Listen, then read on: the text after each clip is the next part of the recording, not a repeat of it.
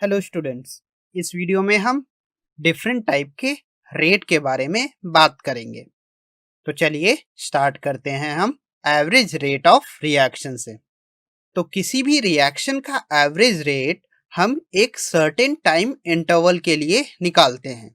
यदि हम इस रिएक्शन का एग्जांपल लें आर गिविंग अस पी, तो इस रिएक्शन के लिए जो एवरेज रेट आएगा उसको हम कुछ इस तरह से लिख सकते हैं, total change in concentration divided by total time taken.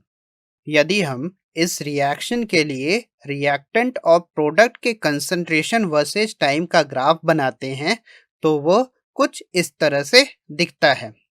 और T1 से लेकर T2 टाइम इंटरवल के बीच में रिएक्टेंट के रिस्पेक्ट में average rate of reaction equal होगा minus of R2 minus R1 divided by T2 minus T1 के।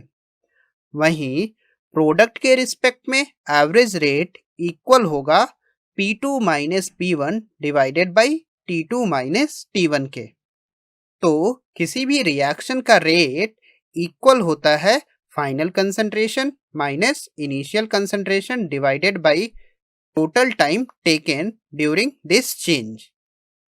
रेट ऑफ रिएक्शन को हम एक और तरीके से लिख सकते हैं जिसे हम इंस्टेंटेनियस रेट ऑफ रिएक्शन कहते हैं। इंस्टेंटेनियस वर्ड से मतलब ही यह है कि किसी पर्टिकुलर मोमेंट पर।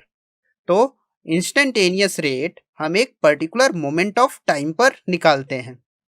किसी भी रिएक्शन के लिए रिएक्टेंट के रिस्पेक्ट में एवरेज रेट इक्वल होता है minus of delta R by delta T के, और प्रोडक्ट के रिस्पेक्ट में एवरेज रेट इक्वल होता है delta P by delta T के।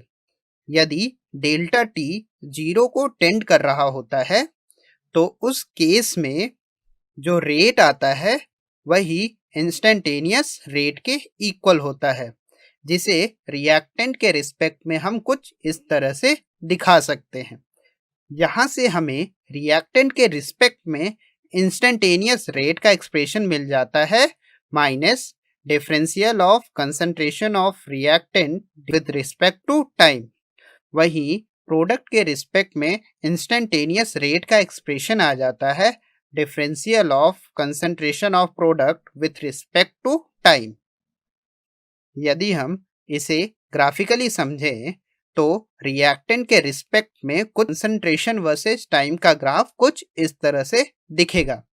तो किसी भी मोमेंट T1 पर यदि हमें रेट ऑफ रिएक्शन निकालना है तो कंसंट्रेशन के ग्राफ पर हम एक टेंजेंट ड्रॉ करेंगे और इस टेंजेंट का स्लोप ही हमें इंस्टेंटेनियस रेट का एक्सप्रेशन दे देगा।